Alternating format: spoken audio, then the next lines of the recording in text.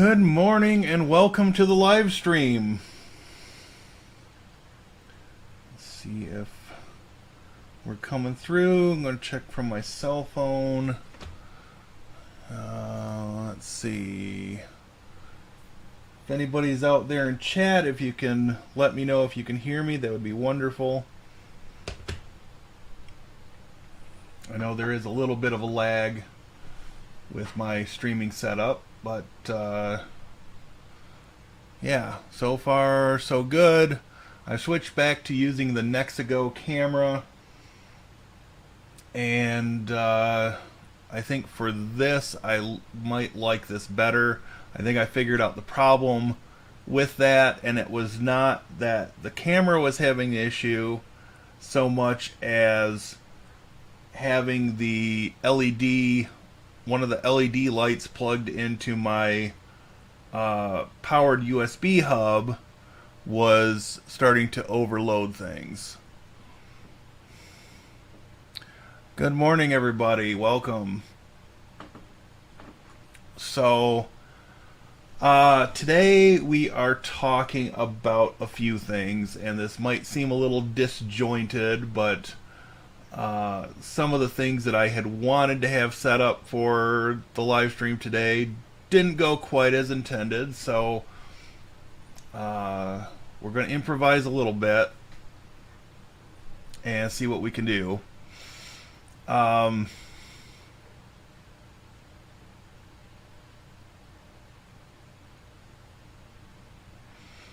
Okay, let the stream stabilize for a minute. So one of the first things, and I'm going to go ahead and add this to the stream and bump it up full screen. We'll come back to OpenMediaVault. One of the first things that I've been running into more lately is with Proxmox VE. And so, interestingly, I downloaded a copy of the Windows 11 ISO image. And I thought, you know, with the ever-changing announcements about Windows 11, you know, let's see if we can actually run it in Proxmox. And so we'll come back to this in a moment, but I found this article, and I'll throw this in the chat in case anybody else is looking to do something similar. But this was one of the first results that I came across with instructions and specific parameters for setting up a VM in Proxmox to be able to run Windows 11. So I found this after a couple of failed initial attempts, right?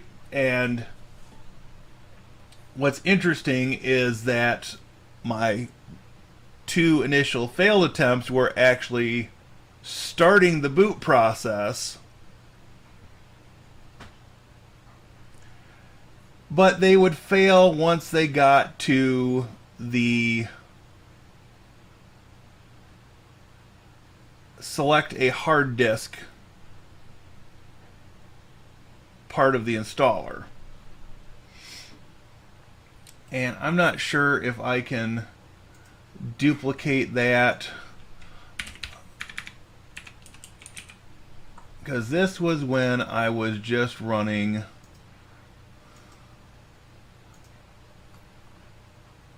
I did the Windows 11,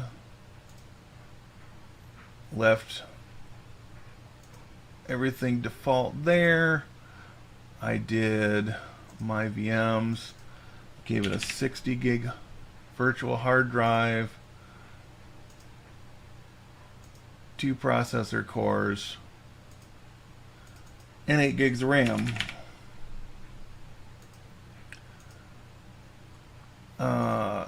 So the other thing that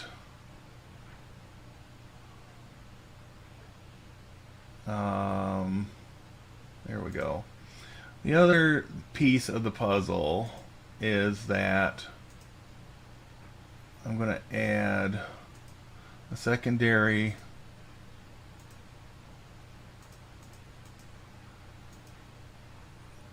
optical drive, and I'm going to put the VirtIO driver disk in there. And I left everything else default.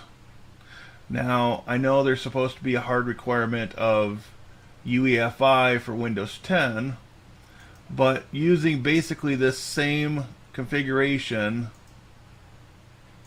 I was getting this to start to a point. Go figure. Right, so just for grins, just for grins, we'll let this run. Good morning, Catherine. Let's see. Ordered a TPM version 1.2 to try with one of my older systems. It happens to have a TPM connector. I hope to make a video about installing Windows 11 on older PCs just before it is released. Very nice. I had thought about grabbing one of the TPM 2.0 modules because I think I've got at least one machine, one older machine that has a TPM connector on the motherboard. I might double check that and order one or order a pair of those. So this is interesting that this is working now.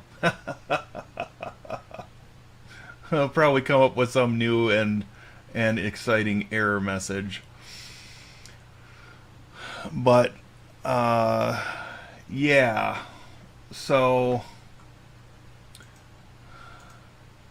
next, install now.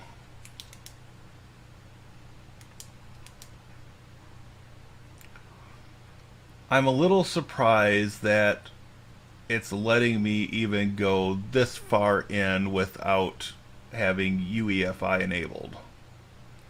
So that is interesting and perplexing at the same time. But hey, we'll see what we can do.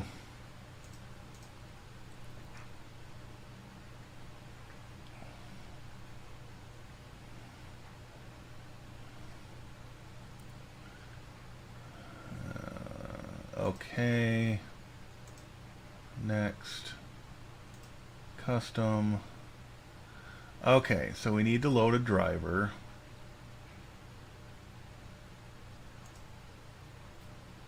We're going to browse, and then we're going to browse to the E drive here.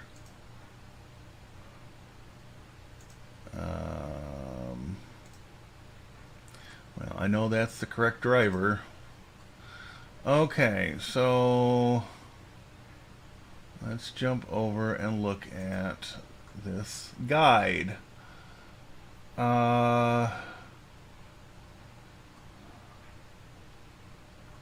So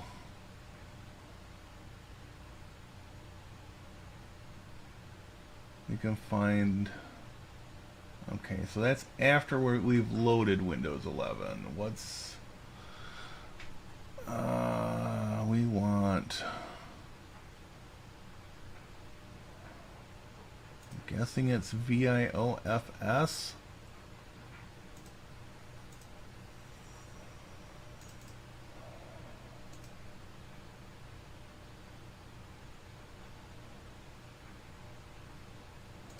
Well, this is something that's brand new to me. I'm unconvinced this is going to work.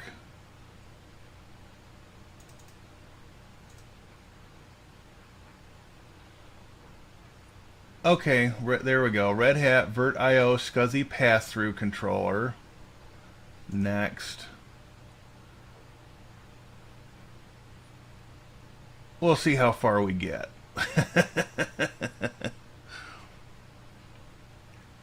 We'll see how far we get on this.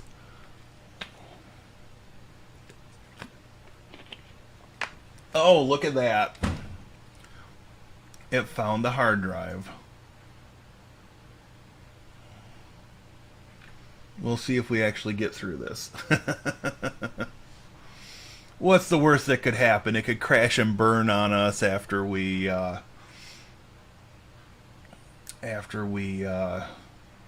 get done copying the whole thing. So while that's doing its thing,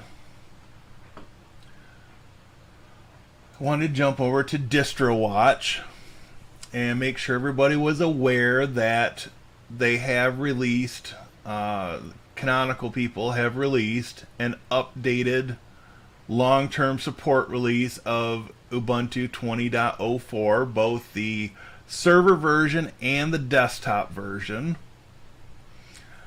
in all of its varieties. So whether you prefer GNOME or KDE or Budgie or Mate, or whatever else, you have a new updated version. So when you do a clean install, you're going to have fewer updates to run afterwards.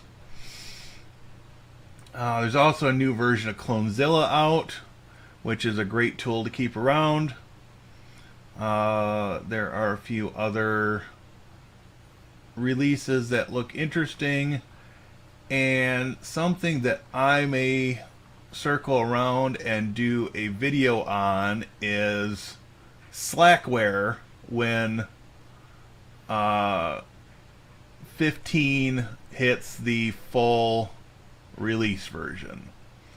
Now, years and years ago, I did run Slackware for, I think it was about 8 months. I believe it was less than a year, but at the time, and this has been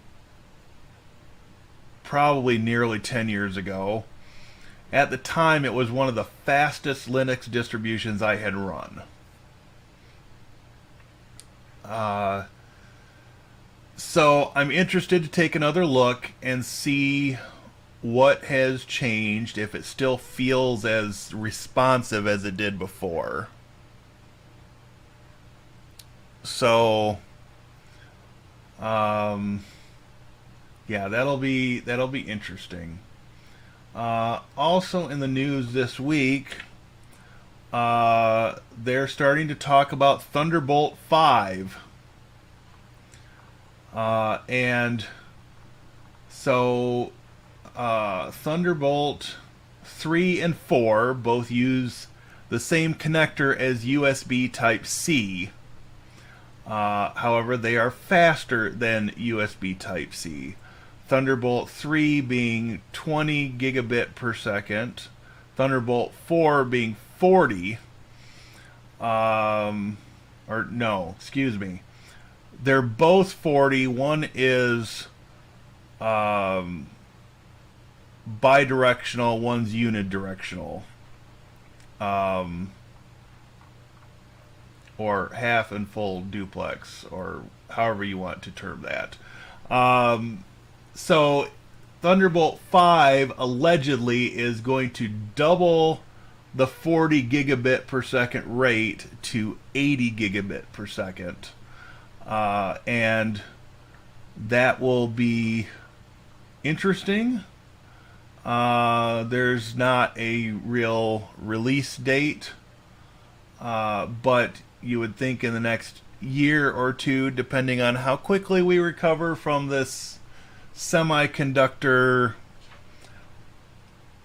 shortage that we have been suffering through the last 18 months.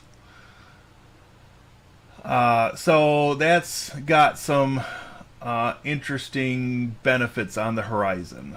Now, I am at some point going to be ordering a Thunderbolt 4 dock, because the new Mac Mini does have Thunderbolt 4, and that will allow me to take advantage of more of the capabilities of this new machine and get some extra speed out of it, out of some of the things that I'm connecting to it. So Windows is still doing its thing. I'm happy to say. Hasn't crashed and burned on us yet.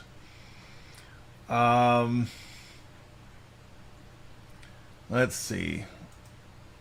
Other items, I have been making a few changes to my channel screen, and I've added a new section which is popular uploads, and these are all the uploads with the highest number of views, and so the lowest number is 11,000 views, and the highest is over 30,000. So I had watched a video that suggested that this was something that should be highlighted, and so I went ahead and did that this morning.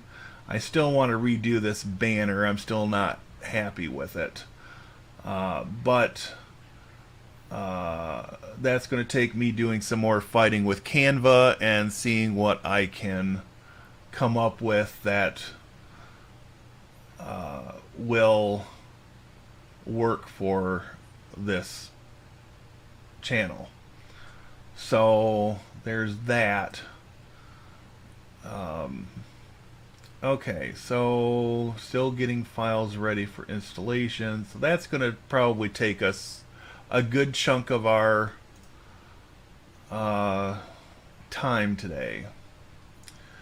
So while that's doing its thing, I wanted to talk about a couple of other Proxmox VE related items, but let me catch up on chat first. So let's see.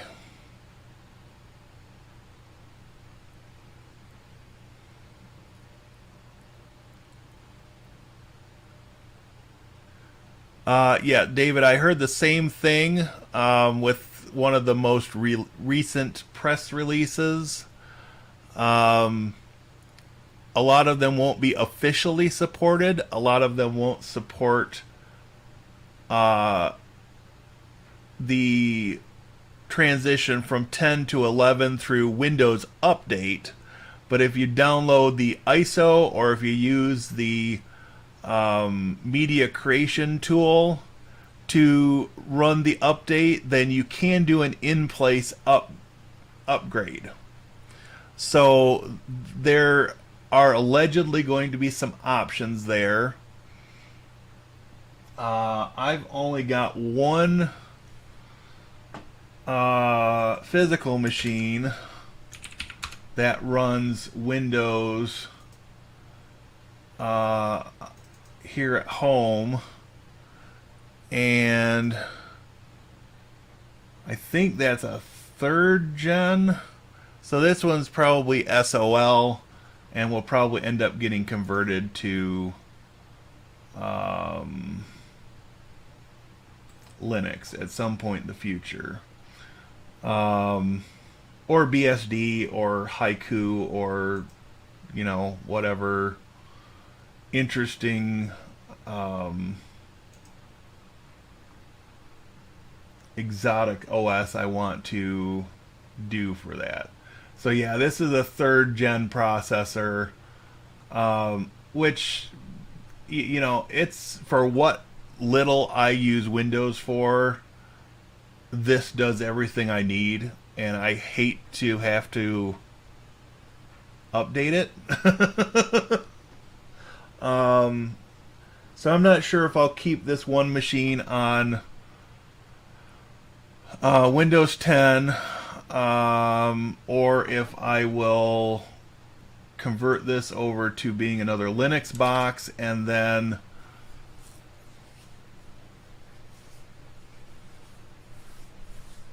picking up an Optiplex like a 7040 or 7050 on the cheap, and then doing some customizations and putting Windows 11 on that.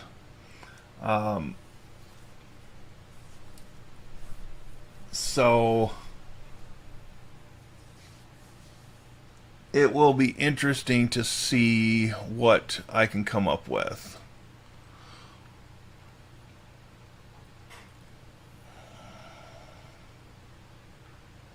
Yeah, it seems like they are not letting everyone know that many of the older systems will work with Windows 11. Yeah, and from the article I read, that's sort of by design, because I guess it's some of the large corporations that have pushed them to make some of the quote unquote security related decisions for Windows 11, and draw that arbitrary line in the sand for the older systems. It's going to be interesting to see what the reality of it is in a few months when it's released, if it comes out on time. I used Slackware a lot 20 years ago. Yeah, it's been a while for me as well.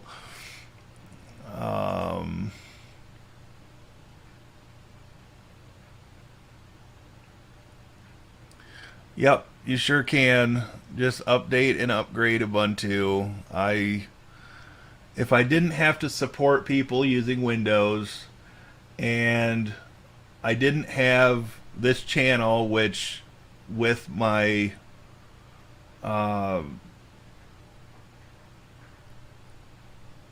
two of my most popular videos are related to Fog Server, and people continue to ask me questions related to imaging Windows systems, I'd probably dump it completely. I am uncomfortable with the fact that for home versions of Windows 11, you are not going to be able to create a local account. You're going to be forced to use a Microsoft account. For Windows 11 Pro and other upper level versions, enterprise, education, etc., however they end up naming them, if you have your network disconnected at the time of install, then you'll be able to create a local account. So I'm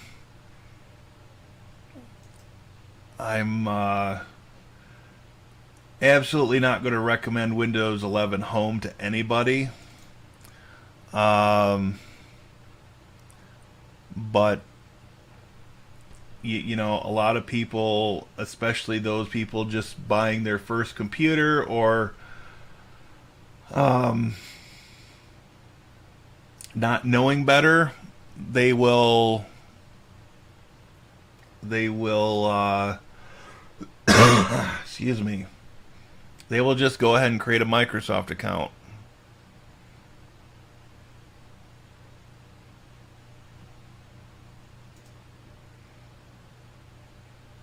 That is exactly what I heard. Media upgrade will likely work. Yep, that's the best indication. That's the best indication I've received so far. My day job uses Fog to upgrade special non-networked laptops with a small standalone network. That's awesome. I'm glad to hear that an organization like the one you work for uses Fog. So on the topic of Fog, so they haven't released a new update this year as an official version, but I did get to poking around in their forums earlier this week, and I found out that there has been some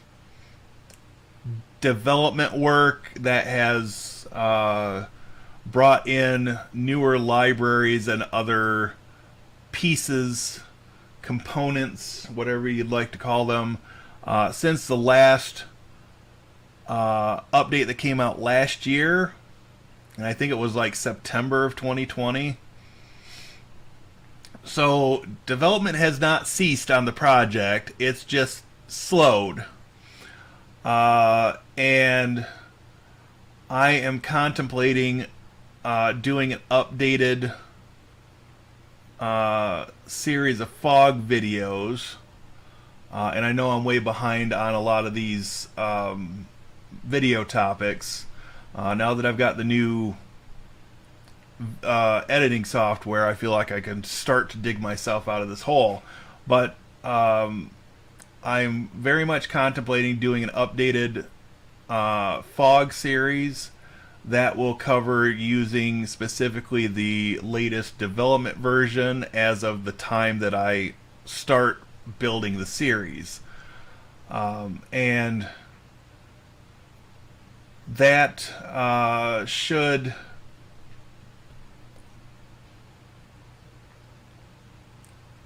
make some people happy. I know I've been receiving a few more comments lately asking me questions. Some of them I can't answer because my use of fog has mostly, in my home environment, been limited to Linux machines. And as such, I don't have the answers for how do I run a PowerShell script after a fog image process completes such that the machine will be joined to Active Directory. Well, I can't really speak to that because that's not part of my use case. It's not part of my workflow. So I'm looking for ways that I could possibly do that, and I know that using imaging software with Windows gets a little tricky, shall we say, when it comes to licensing. And technically you're supposed to have volume licensing in order to do imaging through something like fog. Now, with that being said, I suspect, but I'm going to try to get some clarification, I suspect that for a demonstration video and not something that's going to be in production, that I would be okay. But I do want to try to get some clarification on that before I publish the video. So I guess this will be a shout out to anybody that does use more Windows on a regular basis. If you have some insight into volume licensing and the imaging and all this kind of stuff, you know, I would like to hear more and maybe be pointed at a resource that would allow me to make an educated decision on this.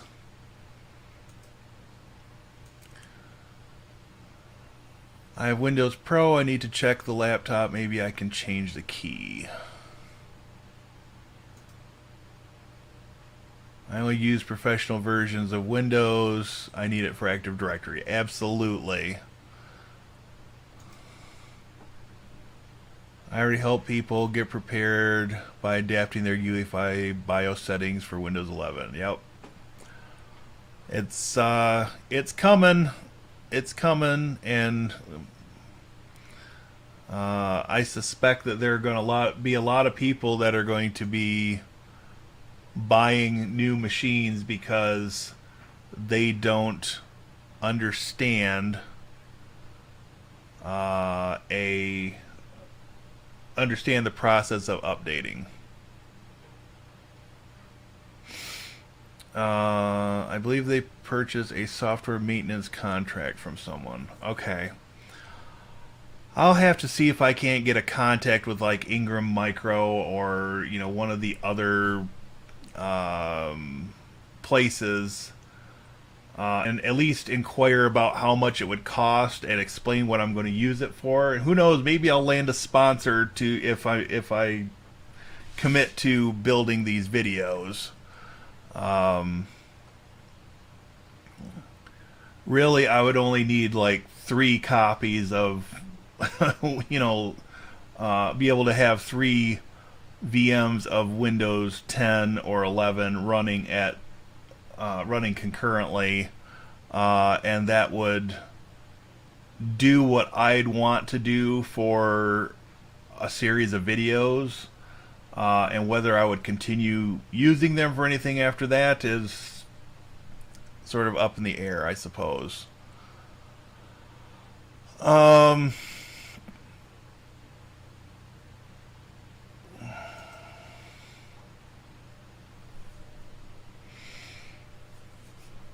pretty new to Proxmox, just installed 3 days ago. The performance is very good, better than VirtualBox. Yes. Welcome. I'm hoping I'm not going to butcher your name too much, but Bensek or Bensek. I'm not real sure there. But welcome, and yes, I have been enjoying Proxmox. I've got several videos on the channel about Proxmox, and they seem to be pretty popular. I should do an updated series, getting started series, since version 7 has come out this year. The videos that I did release came out, I think version 6.4 was current, and it was like just over a year ago. But welcome, thank you for joining the live stream and for your comment.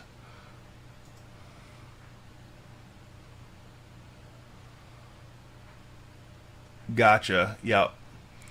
I've got a few people that I support through a nonprofit that because they didn't have a standardized process for acquiring new equipment, they were buying computers from Best Buy, and almost all the computers you buy at Best Buy, the pre-builts, are Windows 10 Home. So in wanting to be able to have a little bit more control going forward, I want to get all of those machines that are on a home version updated to Pro. And since they're a non-profit, they can get discounted update licenses to do that in place and just replace the license key at a very low cost for them.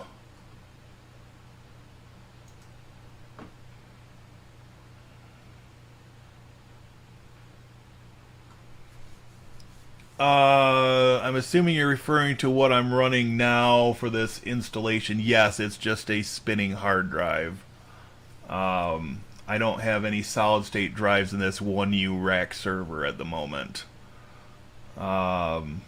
Given the age of the rack server itself, it wouldn't be able to take full advantage of modern solid state drives. So if I did update it, it would probably be some less expensive 2.5-inch drives, and I'd have to use an adapter to get them into the 3.5-inch drive bays to make that work. But it's something I have contemplated, especially since on Amazon,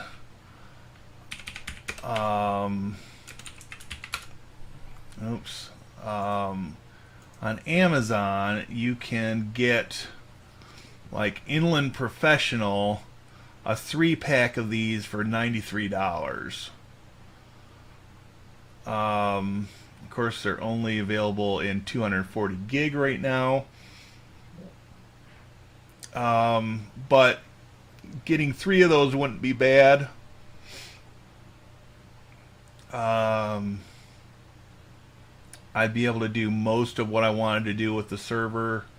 And, you know, maybe I leave one spinning disk in there just to store ISO images and store the VMs themselves on the solid state drives. So that is a possibility there. And it would definitely speed up the the install that I'm doing if I had those already.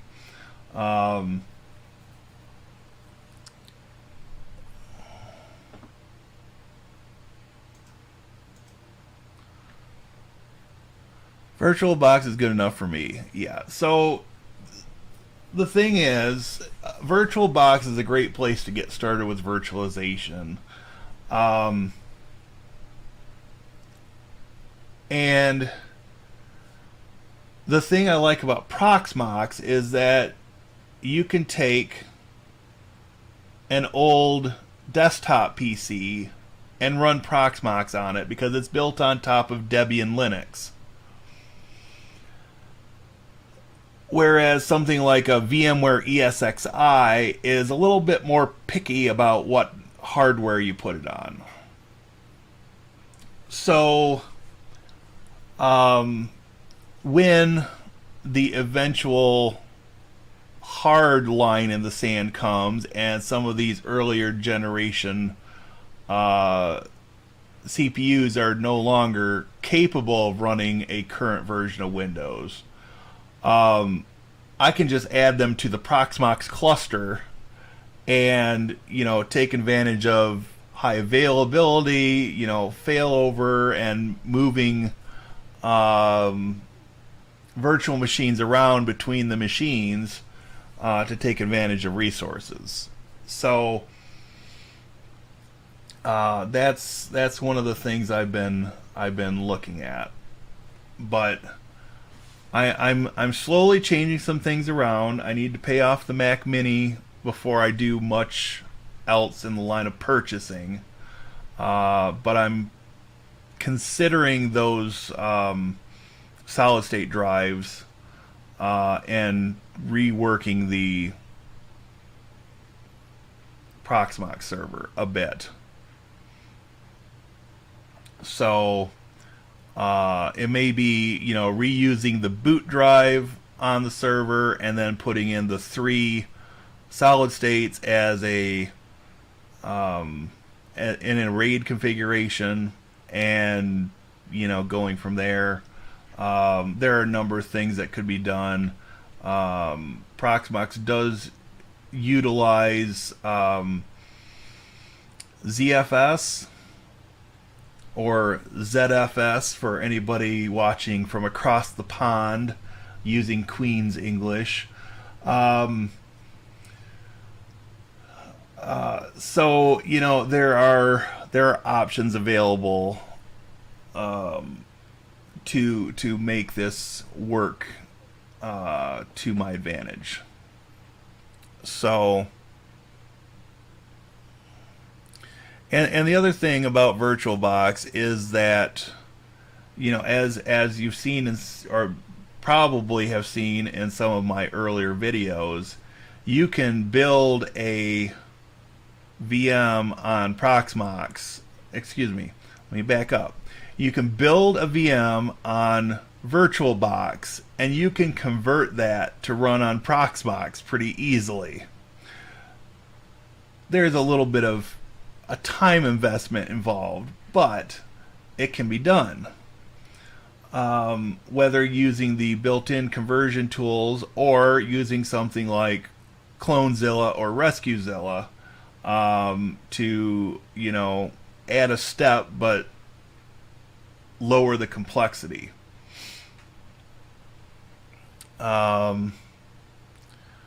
So yeah, let's see. Set up the 3 as RAID 0. I have two 1 terabyte Western Digital Blue drives on my primary workstation in RAID 0. They run twice as fast as a single 1 terabyte. Very nice. I think on this server, it may only be SATA 2.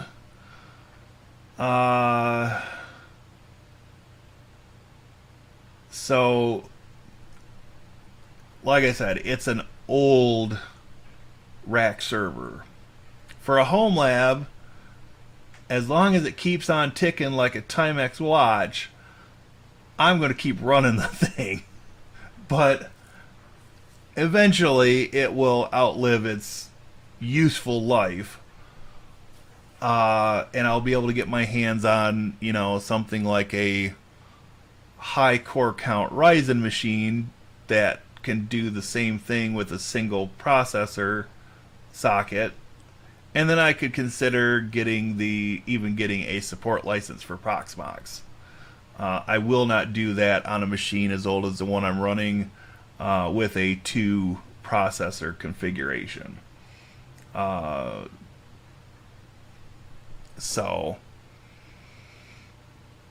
Let's see. Is it not a bit dangerous? Yes, for the 2 cheap, the SATA 2 cheap drives will do. Yep. SATA 2 is old for sure. Yes. And that's why I don't want to, spend the money on higher capacity drives for this machine. So the other, let's see, it's as dangerous as having a single 2 terabyte drive. Very true. And as long as you've got a backup process in place, it shouldn't be that bad. So, cheaper, it runs a lot faster. Yeah.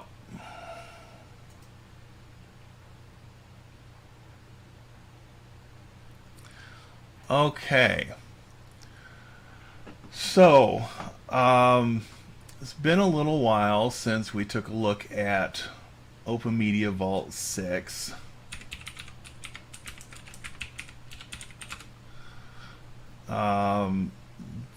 I haven't even been to the site in a few weeks, I don't think.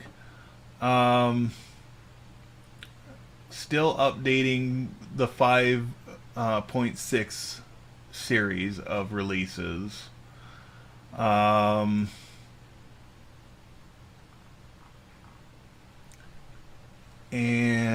the last update for OMV6 was more than a month ago. So, or at least one that warranted a blog post. So, I do still have my Proxmox VE VM up and running.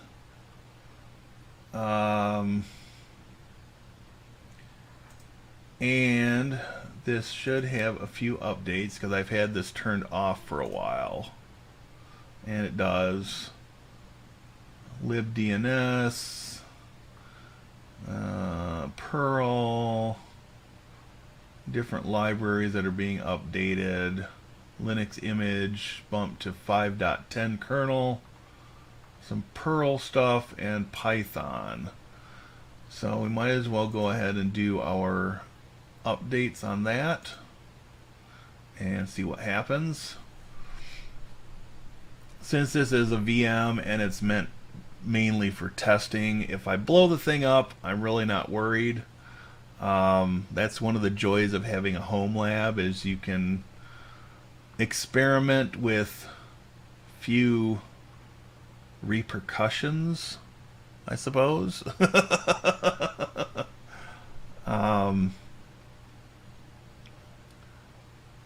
So this shouldn't take too long.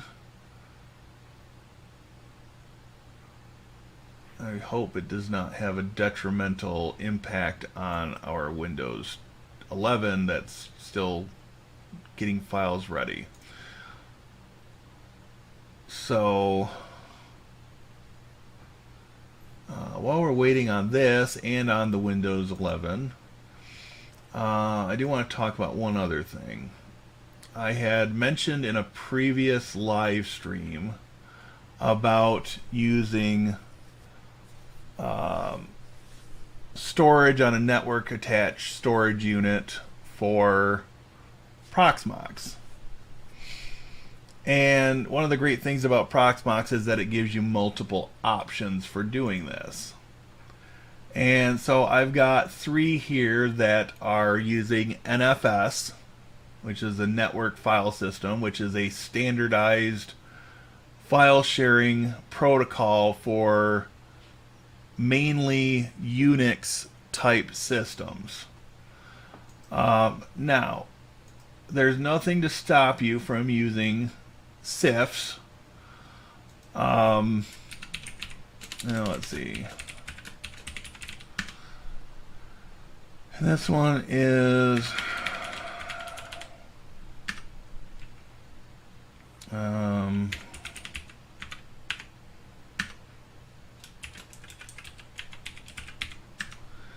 we should get a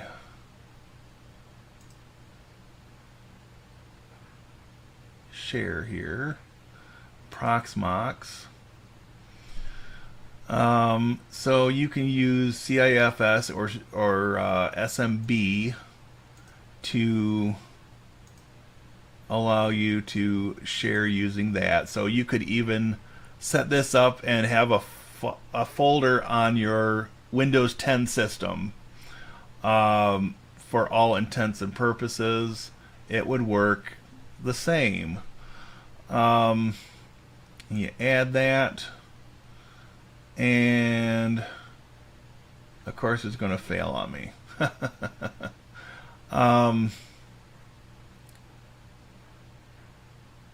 Tree Connect failed. That's interesting.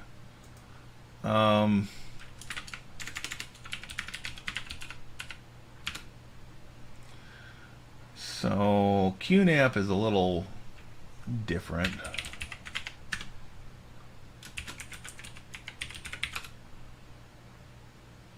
Oh, well, that would help if I had the right. Oh, did I call that? I think I did a...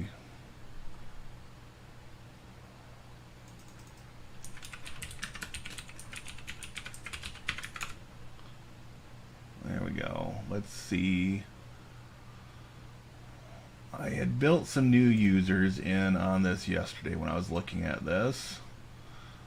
So I did do a Proxmox user. We'll change the password.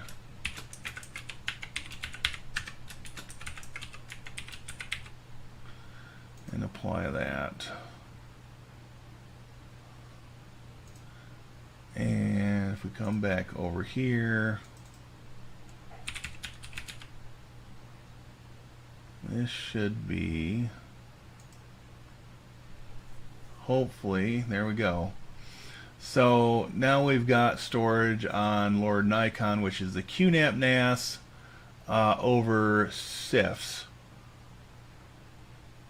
And that also added an option right here, so we can get a summary.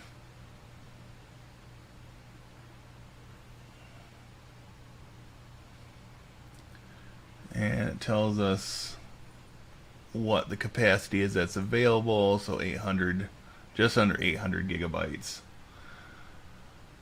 So let's take a look at Windows 11, see what it's doing. 70% is where it's stuck. So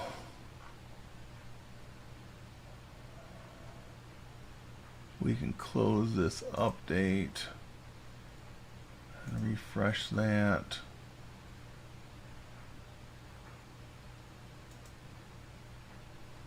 maybe that'll cooperate. So I'm liking what I'm seeing so far from OpenMediaVault 6. It still has its fair share of rough edges, but this is looking nice compared to version 5. And I think as they continue to refine the look and feel of this, and maybe extend the dark mode to the whole interface and not just the sidebar, that will be a welcome addition.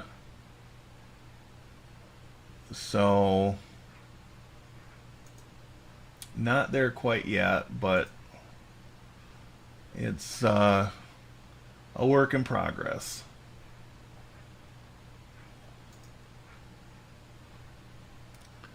So this is the administrator console running HTOP for OpenMediaVault 6, so that's pretty low usage for the most part of the resources available. And we jumped to 74%. I think I will shut down OpenMediaVault 6, and that might help the cause, since it is running from the same pool of storage. And yeah. Alright, let's see what we've got in chat. Motherboard actually stores the configuration on the drive, so updating is not a problem with a modern motherboard. Updating my BIOS twice with no problems. Did make a video about setting it up, but maybe I need to update about maintenance and BIOS updates. Maybe a problem when moving drives to another motherboard manufacturer. So when I do it between my Asus and new MSI, I will back it all up before I ever move it over. Yes, very good idea on that. Let's see. I'll be making a video about moving the drive, but did not plan on going into the RAID portion. Now I have decided to change that plan.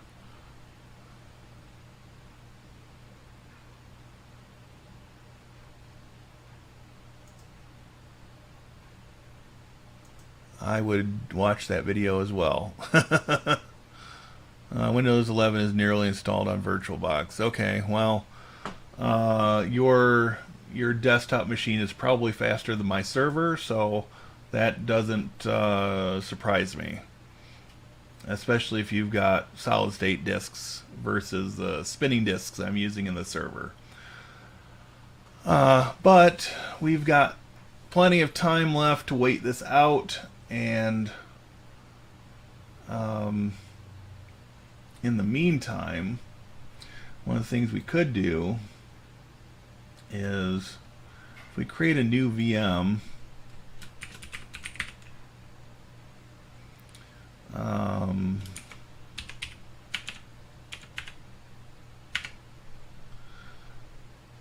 we can use the local storage pool for the ISO image that I've downloaded before this live stream. So that should be the newest version there. That will leave default. We're going to actually store this on Lord Nikon. Bump that to 40.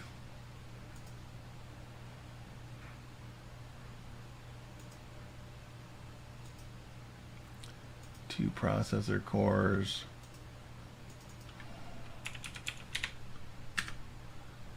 give that just 4 gigs of RAM.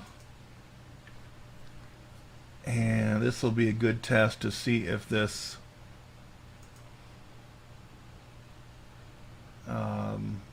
starts up and successfully uses the storage on that remote NAS. And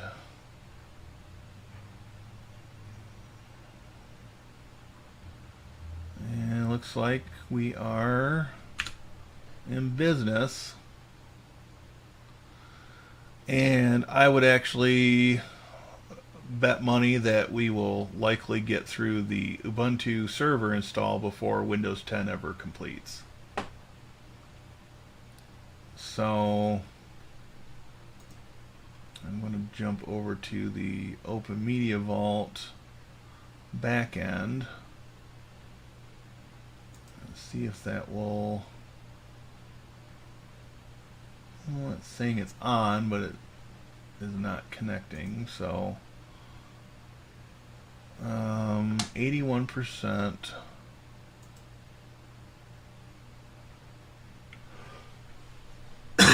Excuse me. See what we've got to work with here.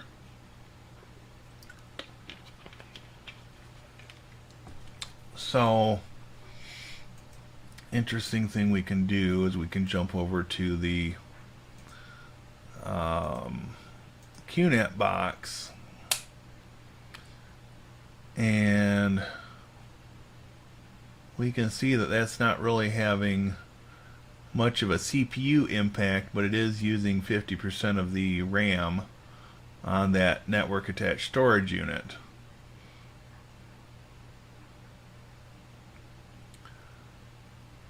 So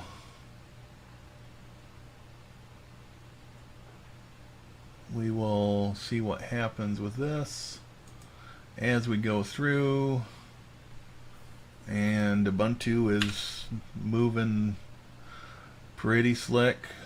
Continue without updating is fine. And there we go, we got network back. No proxy. Default mirror is fine. And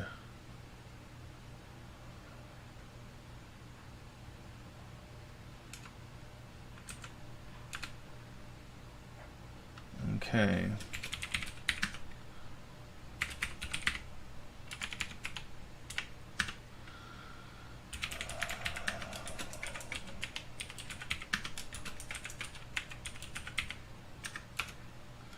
And definitely want the SSH server installed by default.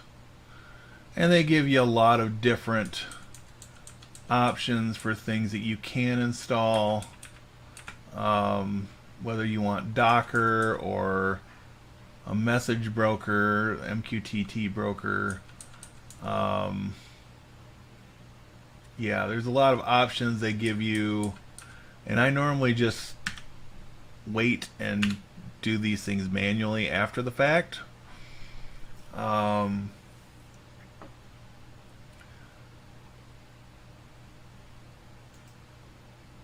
So let's check our Windows 11. Stuck at 81% still.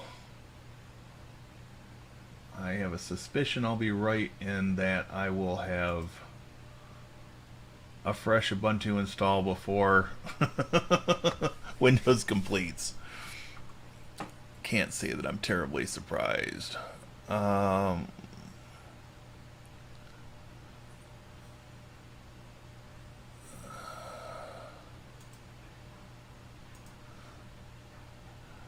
Yeah, 5800X with NVMe 4.0 is definitely going to be faster than the spinning drives I've got in my Proxmox server. There's a 980 Samsung on sale on Amazon for $60. That's not bad.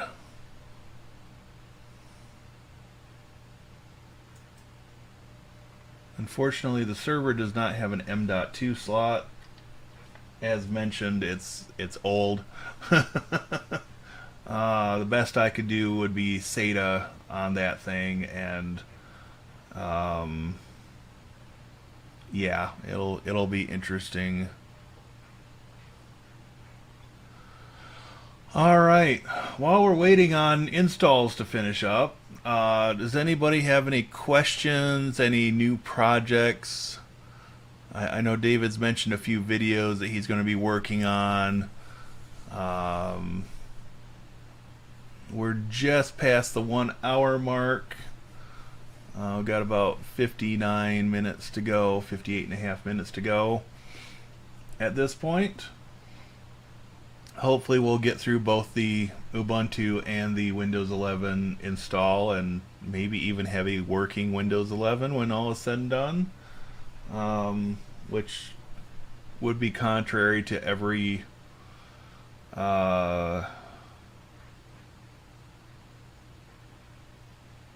requirement list that I've seen for Windows 11 so far, because this VM was not set up with UEFI, but it is installing, so we will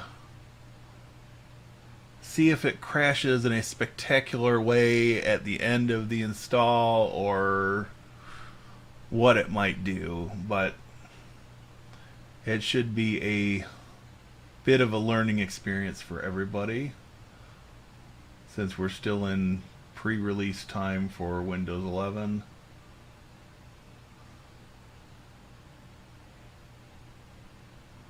So let's see, new comments. Let's see.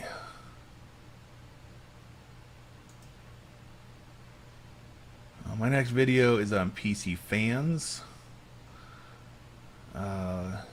That'll actually be one that's interesting to me. I'm kind of, I don't want to put much money into this old server. I realize that if it dies, that, you know, some parts would be reusable, but I have contemplated putting different fans in that one-use server.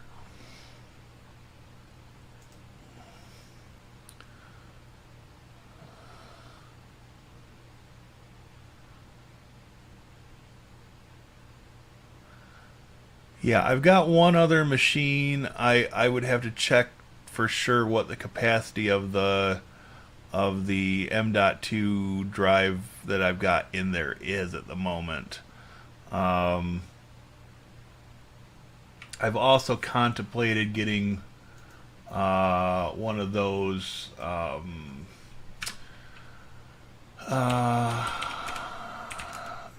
adapters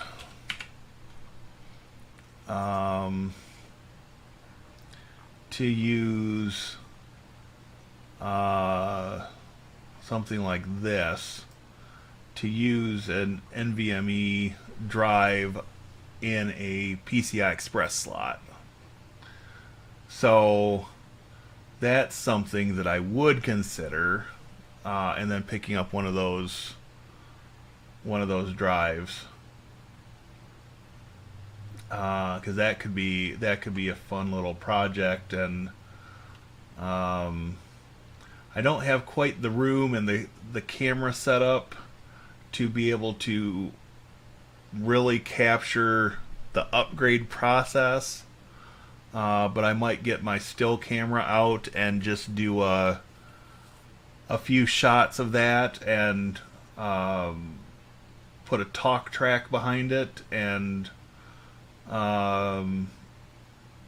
you know, detail some of those things, because yeah, this is compatible basically with anything with a PCI Express slot, and support for NVMe drives. So BSD would be supported, and yeah. So that's definitely something I would consider. And it looks like it comes with the screw in place for that, with the low profile bracket. Oh, and even extra screws. So yeah, this is something that I would consider doing.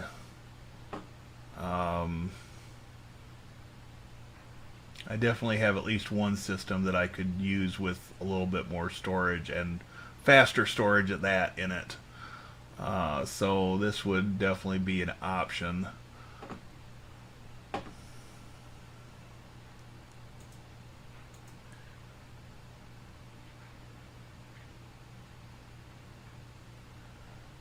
Type sizes, proper airflow, installation testing. Yep, that sounds like a good video.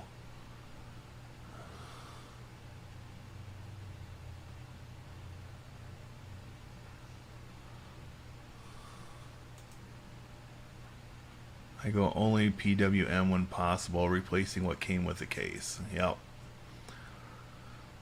If I had new enough PC equipment, I would definitely be doing the same thing.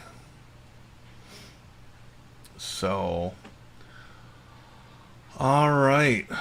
Well, let's check our status. Oh, look at that. We're at 98% on Windows 11. And Ubuntu is getting closer to a reboot.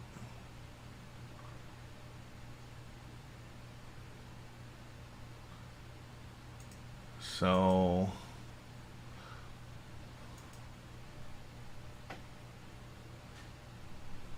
oh, we're installing features. Windows 11 is pulling ahead, even though it started way before the Ubuntu install. So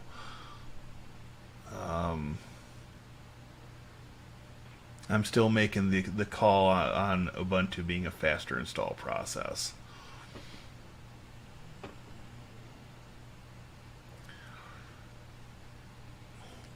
So yeah, now that I have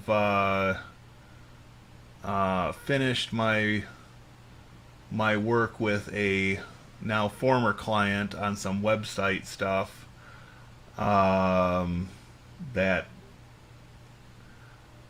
ended in a way I wasn't real happy with, but there were some unrealistic deadlines imposed that prompted me to part company.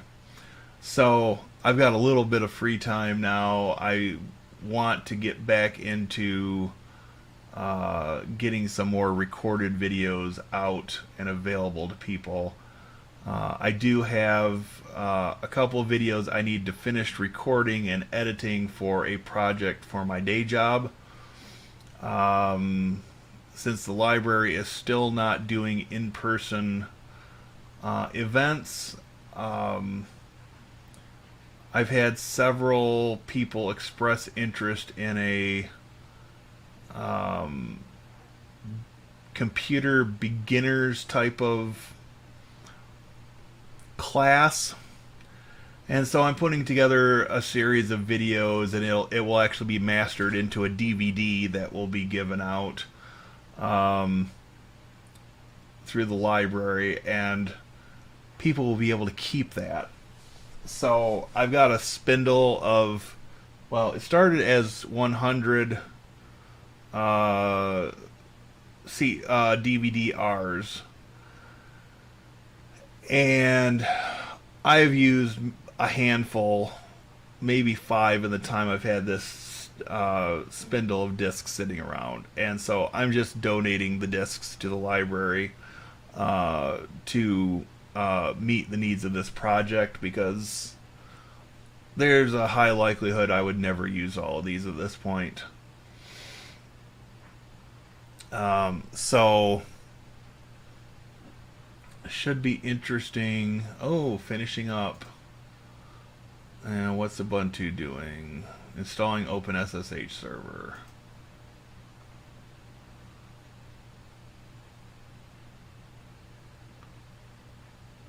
See what Windows has to do here.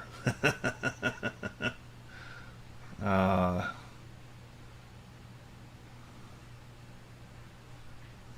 let's see, options, we're going to take, oops, hardware, we're going to take do not use any media and leave that in the secondary optical. We'll see if this actually works or not.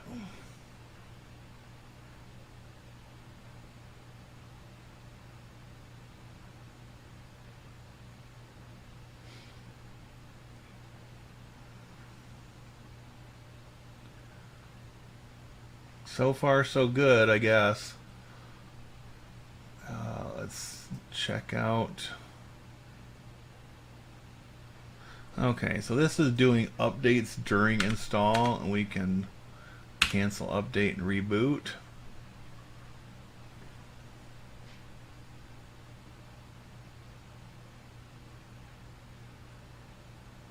Let's see what happens.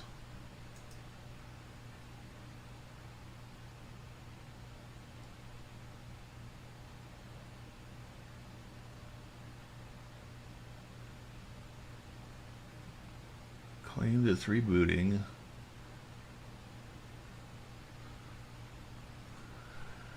So I just want to be able to eject the ISO image when the time comes, and then we can switch back to the Windows side of things. Suppose I could have made this full screen and just slightly larger before now, but I guess it's all good.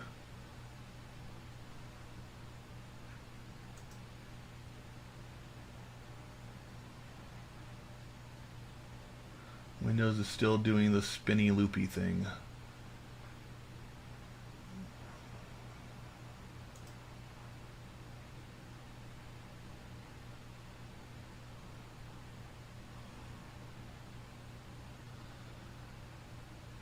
But maybe we will get something going here in a moment.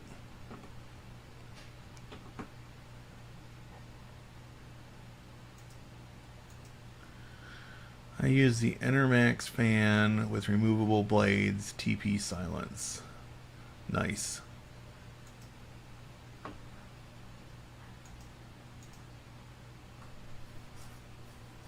Oh, Windows 11 is getting ready.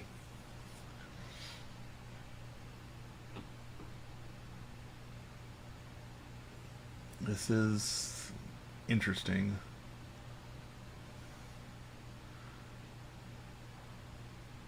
I'm really getting more interested in putting the 3 solid state drives in that Proxmox server just to boost the speed on some of this.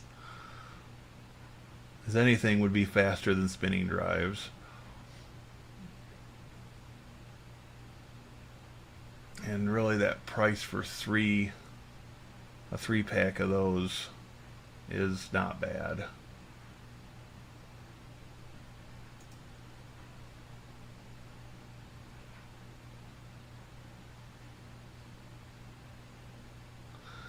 Well, what if we just force this?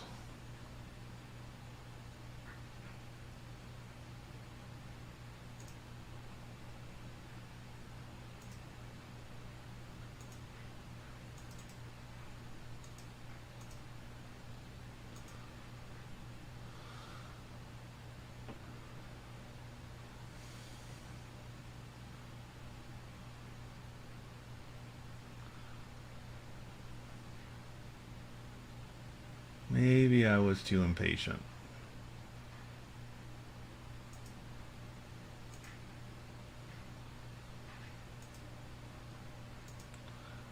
Maybe I was too impatient with that.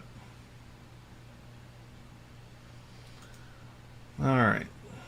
Windows 11, here we go. Getting ready. So, yeah.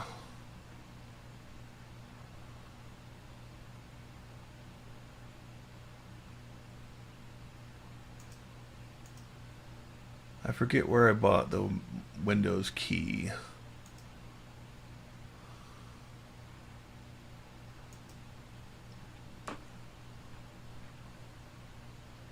Okay, so Ubuntu shut down. Let's see if we can get it to come back up.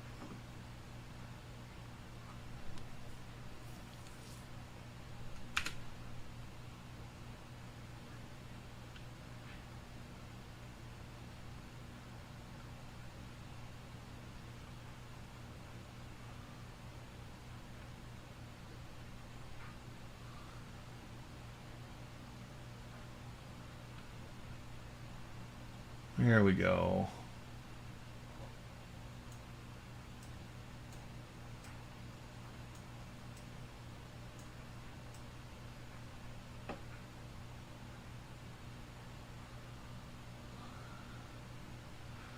So far so good. It is using ButterFS or BetterFS.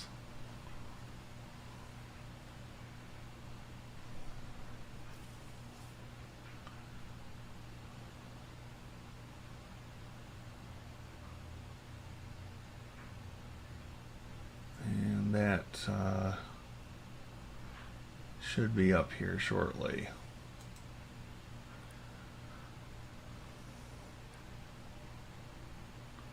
Windows 11 is still getting ready.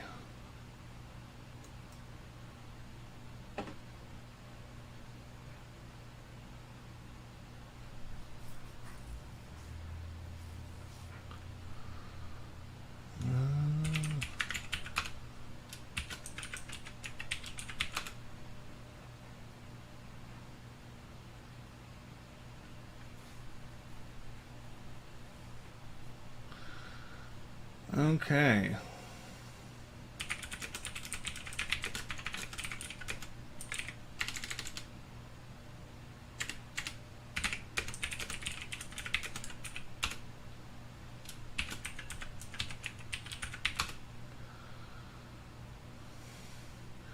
And we'll let that run updates. Because again, that's over here on the Proxmox share on the QNAP NAS. Curious warnings, notices 75. Interesting. Everything though seems to be working all right.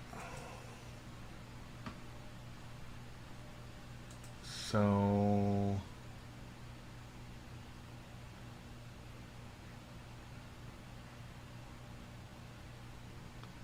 Windows is still stuck in getting ready.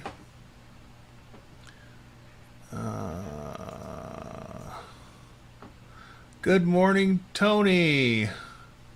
Just got back from a quick motorcycle breakfast ride. Tuning in from the car. Very nice. Thank you for coming.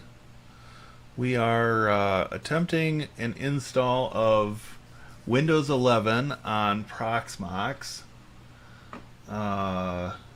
which, according to the requirements, should not run, but we've made it this far in the install process. We also installed Ubuntu server over here, and that's doing updates. And the Ubuntu server, the Ubuntu server VM image is actually being stored on my QNAP NAS, which I don't have much else on this QNAP NAS because they've had their fair share of problems, shall we say.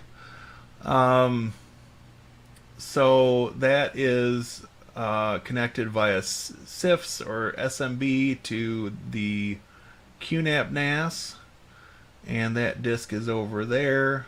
So I'm getting quite the list of storage options here on the Proxmox server, which is not necessarily a bad thing. So yeah, we're just waiting for Ubuntu to finish its updates, which I suspect will not take a whole lot longer, and for Windows 11 to finish getting ready. And I did start the Windows or the Ubuntu install way after the Windows install started. So I don't think there's a fair comparison in installing a server version of Ubuntu versus Windows 11 as a desktop. So we'll see how things finish up here in a moment. While we're waiting, I guess I could show you a few other things that I've been dabbling with. So this is, make this a little bit larger. Oops. Okay, so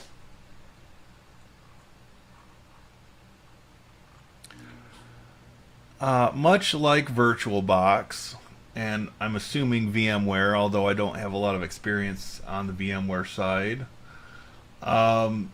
Proxmox has a lot of built-in command line tools, both for the traditional virtual machines. So you can do QM list, and it will tell you which virtual machines are on the machine and their status and the memory allocated, process IDs if they're running, the amount of disk space being used, and you also have a parallel command for containers, PCT list, which does much the same thing. You don't get quite as much detail there, but it's still a useful command. Now, you probably guessed, QM is the standard, one of the standard utilities for QEMU and KVM. And of course, with Proxmox VE being built on top of QEMU and KVM, it's only natural that it includes this command line utility. But if you so desired, you could create, modify, and destroy VMs right from the command line. If we do the same thing with PCT, it's a tool to manage Linux containers on Proxmox VE.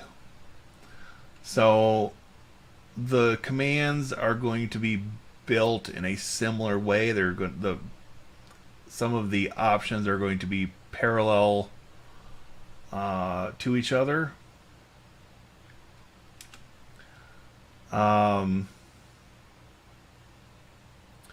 So for instance, if we did PCT list and then PCT config, we'll say 109, it should spit back our configuration for that container, which, you know, can be very handy from a troubleshooting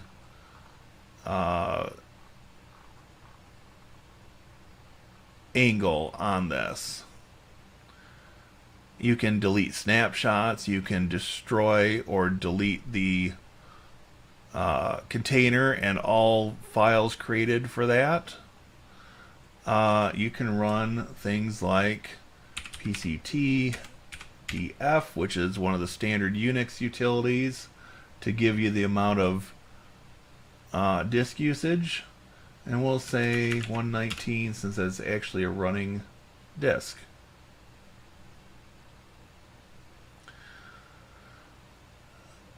So obviously I went overboard on the size of the disk for this particular container that is just running unbound for DNS.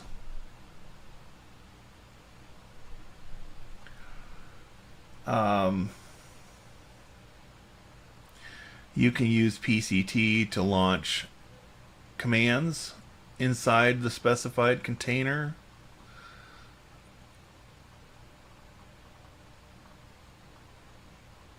And also to list the snapshots. PCT list snapshot 119. And so it gives you the list of snapshots. Again, things that can be very useful. You've also got the option of moving the volume. So for instance, if local storage was being filled up, you could move the volume for the container to another storage pool, which could definitely be useful, especially if I end up having to rebuild this server so I can put in some solid state storage. Let's see, you can reboot a container, you can resize a container's mount point, restore a container. Lots and lots of different options. Roll back to a snapshot. All kinds of things that are available. Shut down or start a container. Stop. Create a template. And that pretty much gets through the main options for the PCT command. And so there are other commands available. PVEAM update will let you see which updates are available for containers.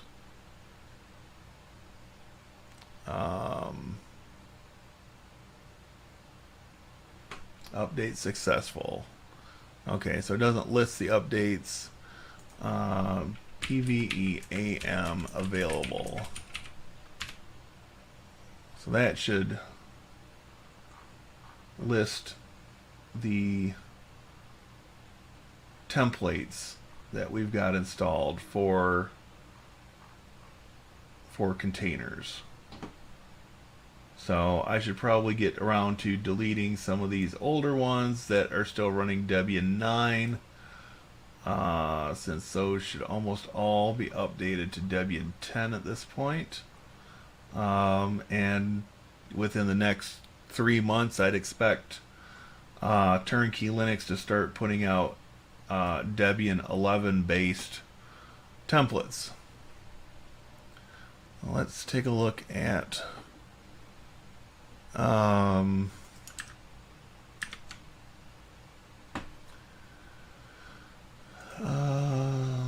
not where I wanted to go. Let's go here. Okay, so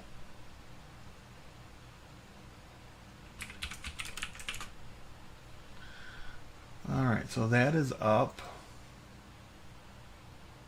Oh, look at that. Here we go with Windows 11.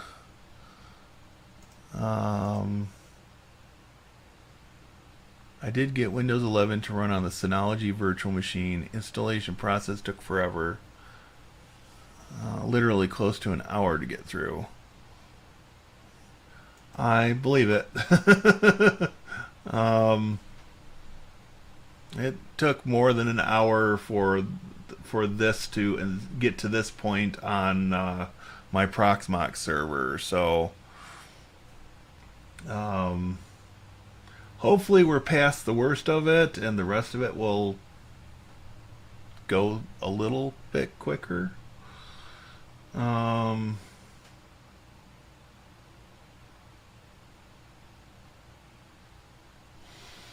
Okay.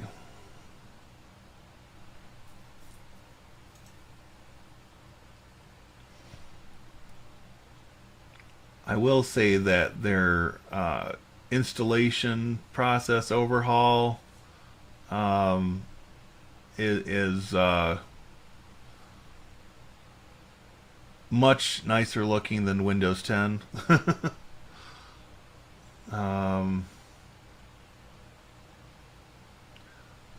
In my opinion.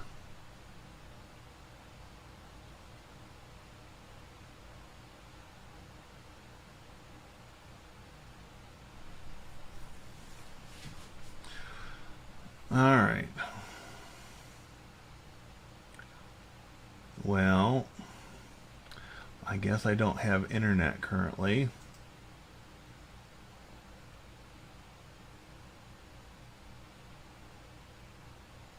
That may or may not have been done purposely so I could have a local account. Although I think in reality it's because I've got to install a driver for the network card.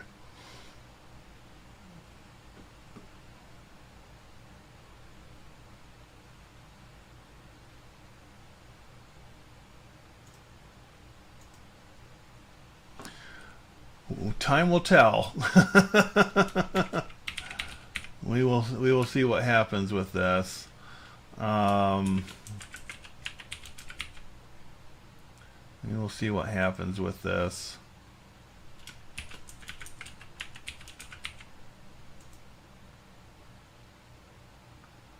Okay, so I'm going to take this off screen, even though I don't really care about this VM.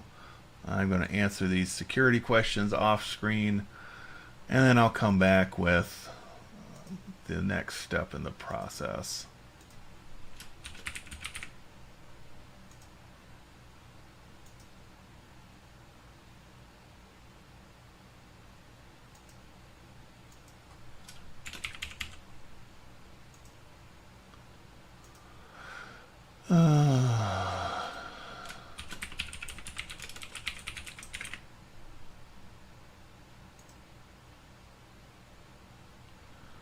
Alright, now I can bring it back on.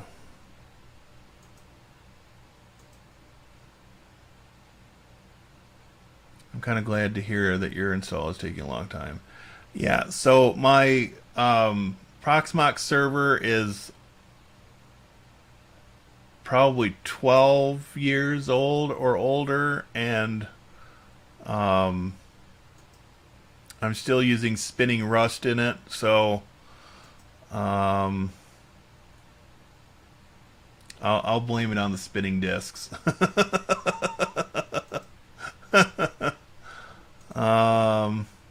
Have to leave in a couple minutes, going to visit my sister. Well, have a nice visit. I was able to visit a couple of my aunts on Friday, and after attending a memorial service for a longtime family friend, and although I sat and was sweating in their dining room, I had a nice visit with them. So I hope you enjoy your visit, and definitely safe travels to you.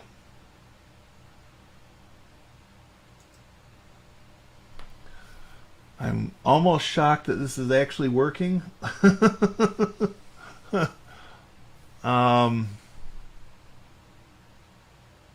I'm almost shocked that this is actually working. Knock on wood. So, suppose while we're waiting for that, we could come over here and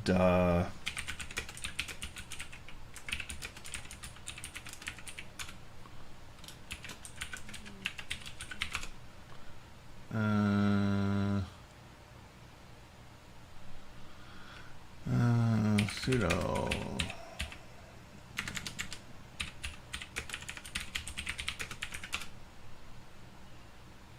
we'll fix our problem. Then we'll try Cockpit again.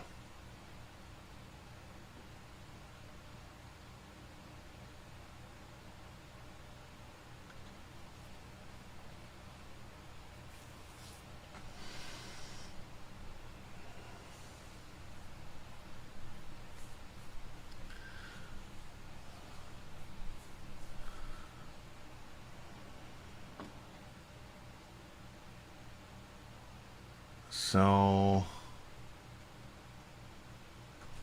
yeah, it is getting close to the end here, so maybe we'll have a Windows desktop before then. Please keep your PC on and plugged in. Well, since it's running on a server and a VM, I don't think that's going to be an issue. But hey, thanks for the reminder, Microsoft.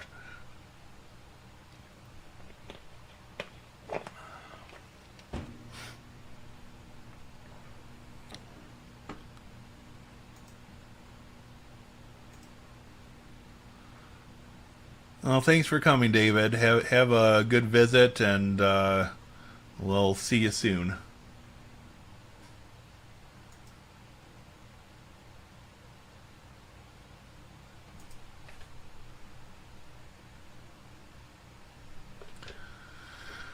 Alright, good things coming your way. Let's see what Ubuntu is doing here.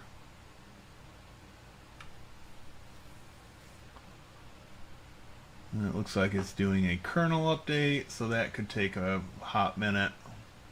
We'll let it do its thing. And maybe we'll still see a desktop for Windows 11.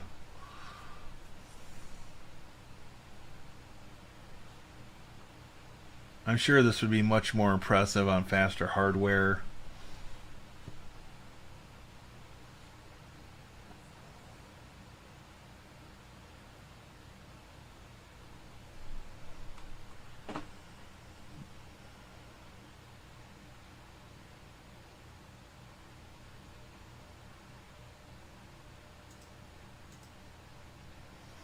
If it hasn't reached the stage of doing the updates, you are not anywhere near done.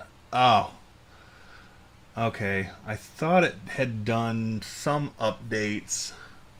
Maybe I'm wrong.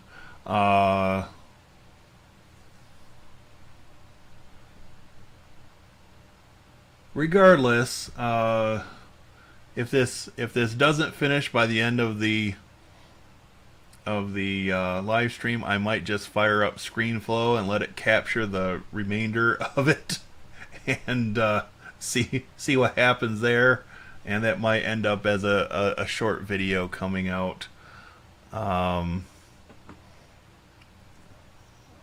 this week. But I'd expect by Thursday I'll have another video out. I've got to have a couple of videos edited. I think I've got to record one or two still. Not terribly long videos, but for my day job.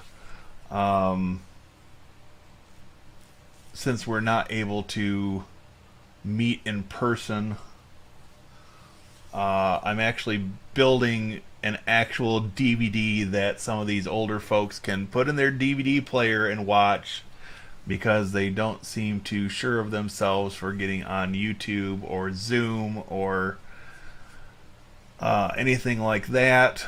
And I'm trying to kind of level the playing field as much as possible. So we've actually got to our Windows desktop for Windows 11. We still have the right-click menu for the Start menu, which I see they have made Windows Terminal the default now, which that is a very welcome addition. Hopefully they will do that to Windows 10 before that goes end of life.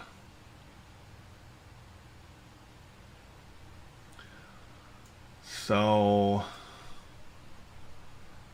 PowerShell does still take a little while to start up, though.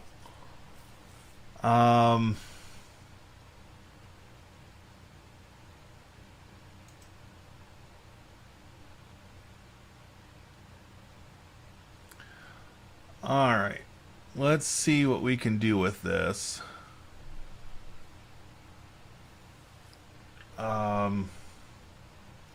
I'm actually impressed that this finished before the end of the stream, and we've actually got, I don't know, 19 minutes left. And as I suspected, we don't have network, so we need to go to settings, and we need to update the driver, and I'm sure that will take care of much of the issue.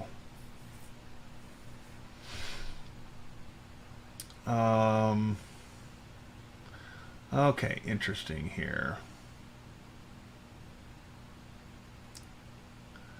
So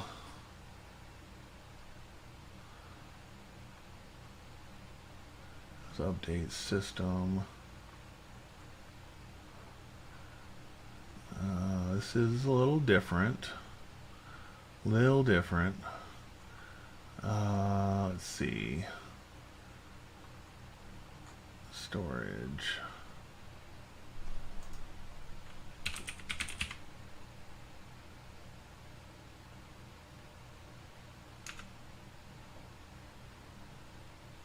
There we go. Network and internet.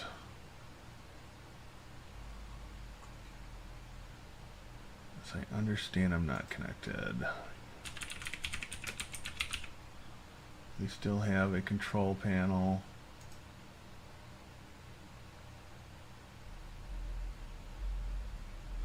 We do.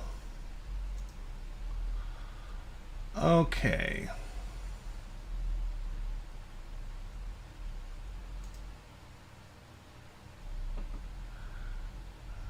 Change adapter settings. We don't even have an adapter. Okay. Fair enough. So we should be able to, I can figure out which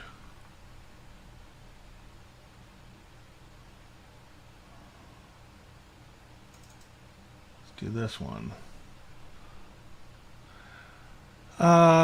Let's see. So we need to install drivers, and this should get us a network device. Let that install. I'm going to look at hardware here, and that is not disconnected, so should be all right there. Install. Hopefully this will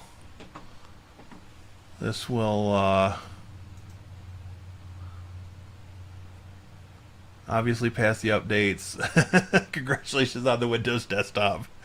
Yeah, well, I mean, it still seems kind of dirty to be running this on at least I don't, well, I guess I have run Windows on the new Mac, But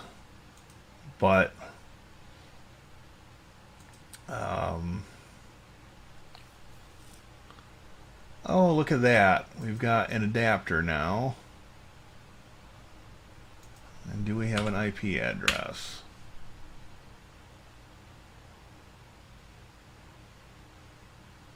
We do have an IP address. Hey, it's running a little on the slow side, but it's running. Okay, well, yeah, I'm kind of interested in this. Reports the processor as a KVM processor. Device ID, product ID, system type, Windows 11 Pro, 21H2, install date, OS build. So the part that I find most interesting about this install, beyond the fact that it took most of the live stream to actually get to the end of it, this VM is not using UEFI, nor is it using a TPM,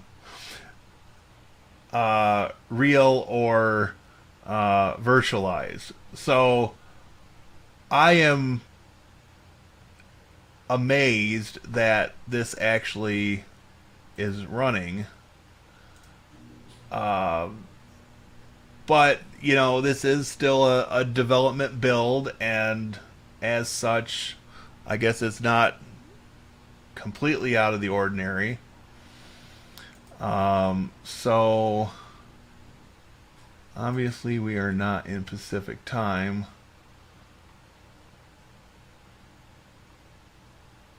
There we go, Eastern. That's a little better. 12:47 p.m. Hey, it's actually got the right time now. So yeah, this is you need to activate Windows before you can personalize your PC. Very interesting.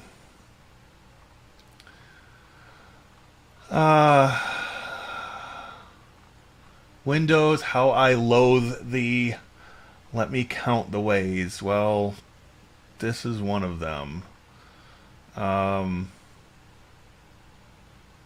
This whole activation scheme of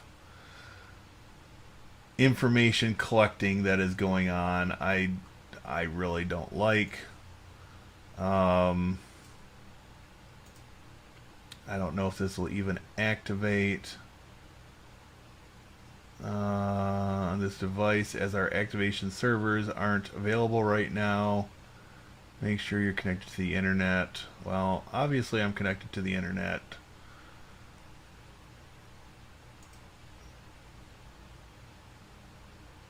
But that's alright. This is just a VM and not meant for long-term use, more just evaluation. And yeah, let's see. I removed the taskbar to the left.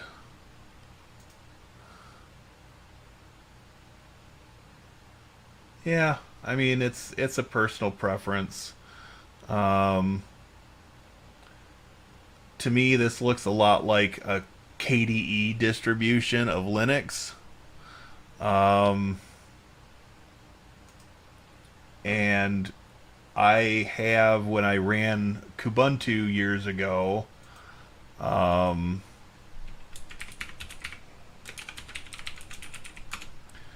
have done the middle mod with the taskbar, which these are pretty old.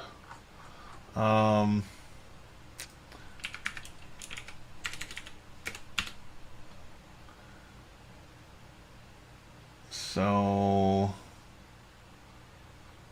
but in all honesty, the taskbar like that, it's kind of Mac-like without being too Mac-like, I suppose. I know that seems kind of dirty to say, but years ago, Steve Jobs used to, when he'd release a new version of Mac OS, he would say, "Redmond, start your copy machines," because you never knew what Microsoft was going to pull from Mac OS for new features. And there's another famous quote, and I couldn't tell you who said it originally.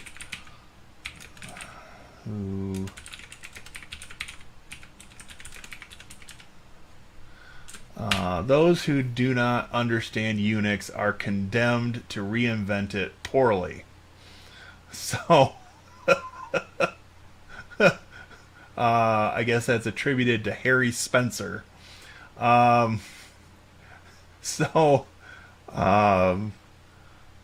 yeah, that's probably been the subject of arguments between the BSD and the Linux camps for years, as well as within the true Unix variants, IBM, SCO, Digital Equipment, and others that have existed and, you know, come and gone. But yeah, it'll be interesting to see how this develops. Let's see, our activation servers aren't available right now. Leave your device connected to the internet. We'll try to activate Windows when the service becomes available. Going to the store and purchasing a genuine copy of Windows. Well, I'm not purchasing something that's pre-release. So we'll just let this sit. And it looks like it's got some updates. So I'm going to let this run. And we are at 12:52 Eastern Time. So I'm impressed. We made it through the Windows install.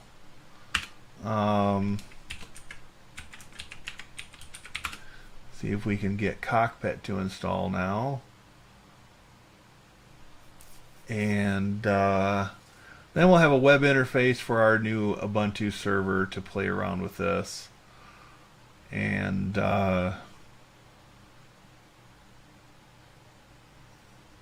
might err on the side of caution and do some short videos to come out in the next week or two, and then start working on some videos that will require a little bit more editing and time to do them justice fully. Tony,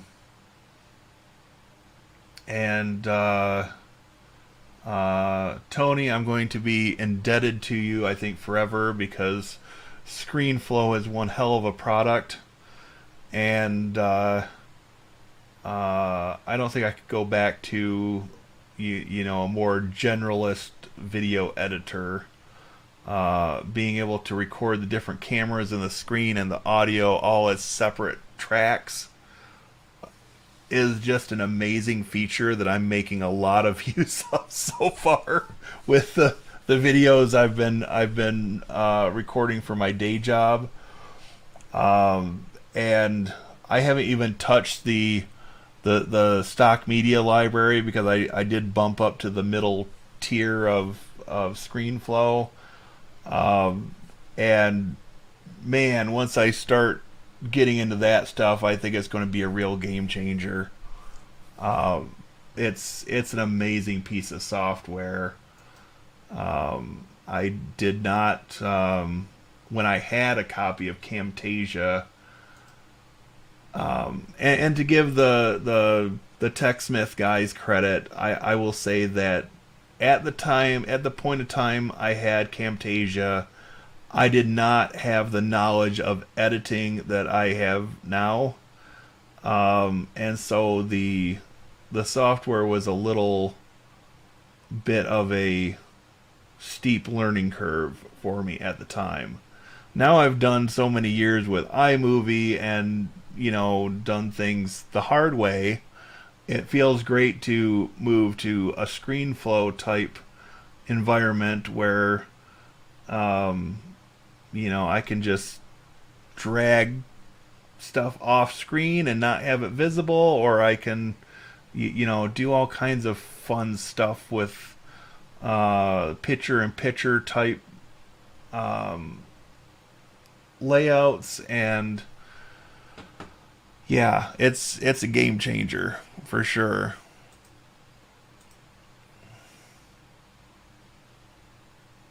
Take a look at the latest Pop OS.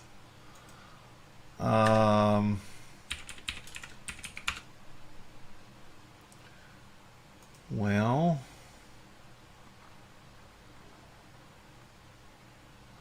oh yeah, there.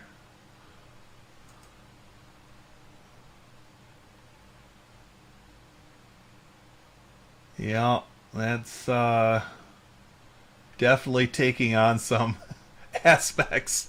It's like a hybrid between Windows and Mac OS, um, with that centered look and the bar that goes across the whole screen, which I'm sure can be customized.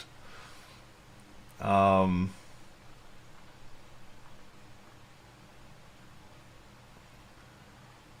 I will say, to be a little nice to Microsoft, I dread using Windows less now that they have done Windows Subsystem for Linux. They've added multiple desktop support, which used to be an add-on, but is actually built in now. And they've actually built a proper terminal that launches faster than what PowerShell did, and it supports tabs. Um, but this whole activation scheme and telemetry and different things of that nature, um, it kind of negates a lot of those changes that they've made. Um, but I'm less critical about Windows than I used to be. Um, Years ago, and I think I've still got it at my sister's house. Um, I had this book that was this was released back in 1998. It was called Bill Gates' Personal Super Secret Private Laptop, a Micro Spoof. Um, and that's not even the true cover for it. Yeah, so um, I don't think this picture really does it justice, but I did buy this. This was a book, and it had, oh, there's an inside picture of it. Of course, this was the Windows 98 days. Very reminiscent of a late 90s laptop, and it was cute at the time. Um, I should really go out and try to get that from the house that I grew up in, and get that over here. Might be interesting to see on to show off on a live stream at some future point. I think I've also got some original the boxes. I don't know if the contents are there, but the boxes from buying box copies of Linux that I wouldn't mind bringing over here so I could either show those during a live stream or take photos of them and share in the community tab. So on that note, it looks like we've reached 1 p.m. on the nose. So we were successful in getting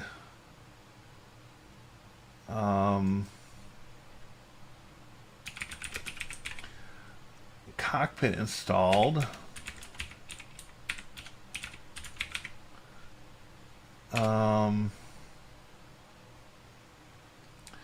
Okay, well, let's see if we have this actually up and running. 192. I believe Cockpit runs on 9090.